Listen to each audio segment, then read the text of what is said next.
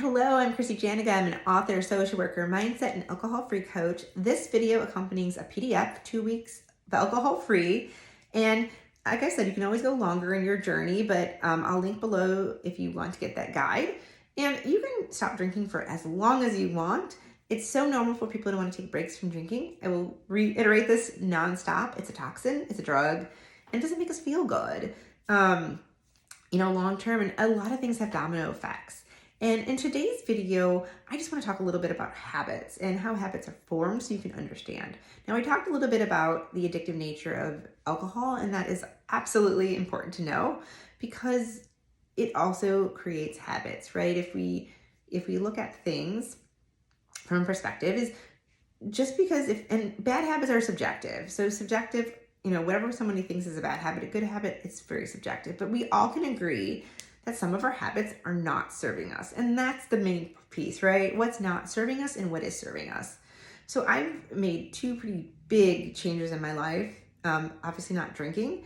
And when we change, and this is the most exciting thing, you can change your neural pathways, your circuitry.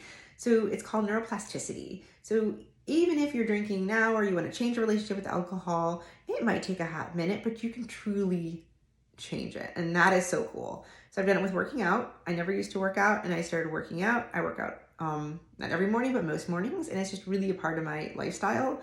And at this point, if I stopped doing it for months, I would probably feel awful. And the same with, drinking alcohol. I rewired it. It's taken a little bit of time, but it makes sense, right? If you drank for 20 plus years or whatever, it might take a little bit of time to redo that circuitry. So that's when people get really upset with themselves. I tell them to just be nice to themselves. This is a hard thing to change sometimes. And we are all different with different experiences, backgrounds. And so what works for one person might work a little bit differently for another person. So don't try to compare, on your journey. It's truly yours. And honestly, we don't really know what happens behind locked doors. And so we don't really know the truth. All we know is ourselves and what really reigns well to us and how we want to change. So let's jump in. So I think most of you understand habits, but I think with alcohol, again, there's chemicals that get released that perhaps change your brain chemistry. And that's the kind of the extra equation, right? So if we look at like brushing your teeth, you every morning or every night, we've done it over and over again. So we have this cue, okay, it's nighttime, morning time. We brush our teeth. It's that, that activity we do. We have this reward that we have a nice clean mouth. We feel good. The dentist tells us we're doing really well. We do it over and over and over again. Now, how does this work with alcohol? So let's say it's Friday night. Every Friday night, you get so excited. You're going to have your glass of wine. You're going to chill out. You're just excited. By now, we know it doesn't really relax us, but you think it relaxes you, right? So you have the trigger. So we do it over and over again. Every Friday night, you start thinking about drinking or, whenever, but you're getting really excited because you did it over and over again. So now it's just automatic. I think about drinking on Friday nights. You have that glass of wine, that activity, and then you have the reward. So all that dopamine and all that is getting released, and and your brain loves it, right? Your brain sees drinking and that high level of unnatural dopamine as they think it's like this really safe and good thing. And that's how it gets, that's how a habit happens over and over and over again.